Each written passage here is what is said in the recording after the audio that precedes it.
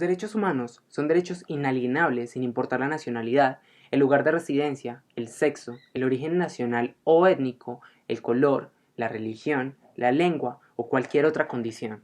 A su vez, son derechos interdependientes, interrelacionados e indivisibles, es decir, son íntimamente relacionados los unos con los otros y no se pueden dividir.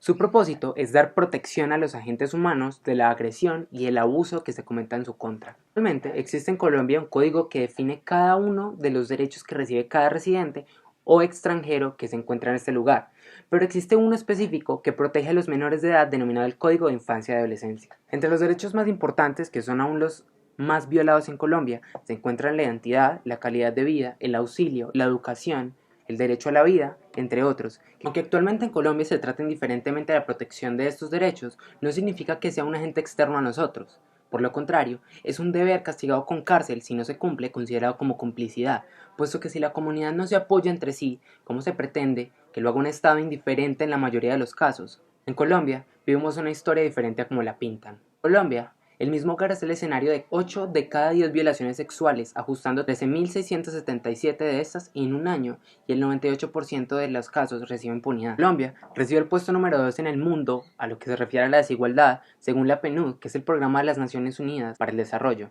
En Cartagena, el 38% de los crímenes cometidos por sicarios fueron atribuidos por la policía a menores de edad. En Medellín, las ONG, que son las organizaciones no gubernamentales, han denunciado que hay niños de 14 años que ya son sicarios y menores a los 8 que ya empezaron a trabajar como carritos de las bandas. Estos datos fríos dan para pensar que es necesaria una legislación más fuerte para sancionar a los menores de edad inmersos en actividades delictivas y más si se tratan de homicidios. Una propuesta para la cual causan 2 proyectos de ley en el Congreso presentados por los senadores Gilma Jiménez y Roy Barreras. ¿Pero de qué nos sirve esto? ¿Acaso no se ha considerado que las duras leyes ya están hechas, pero que el problema es que no se aplican? Desde la entrada del Código de Infancia y Adolescencia, han crecido las cifras de delincuencia de menores. Hay un dato de 35.000 delitos cometidos por adolescentes al año. ¿Acaso el gobierno no piensa hacer nada? Todos sabemos que nunca lo han hecho, pero por lo menos deberían intentarlo. Pero, ¿qué podemos esperar de un Estado si la propia comunidad no se apoya para que se hagan respetar sus derechos?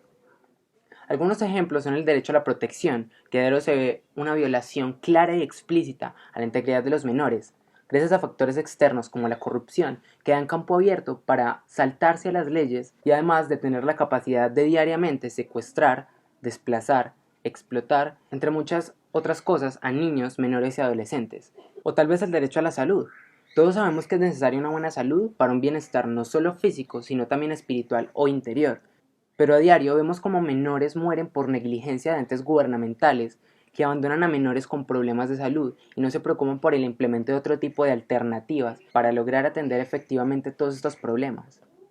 Esto es una vivencia actual. Vemos cómo nosotros los estudiantes nos enseñan en nuestra infancia a respetar a nuestra nación, a prepararnos para cantar el himno, a ponernos la mano en el corazón para agradecer a nuestra patria.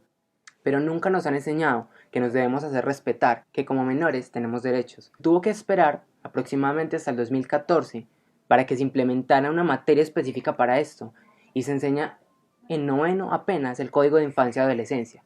Haciendo un test, cada 8 de 10 personas han escuchado hablar del Código de Infancia y Adolescencia, y solo 2 lo conocen a fondo.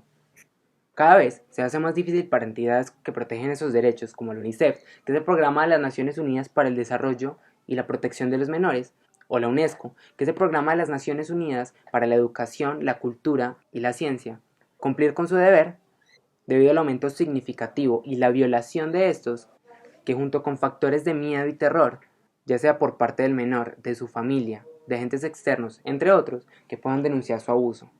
Necesitamos un cambio y lo necesitamos ya, y el gobierno no es el que lo hará, lo debemos hacer nosotros.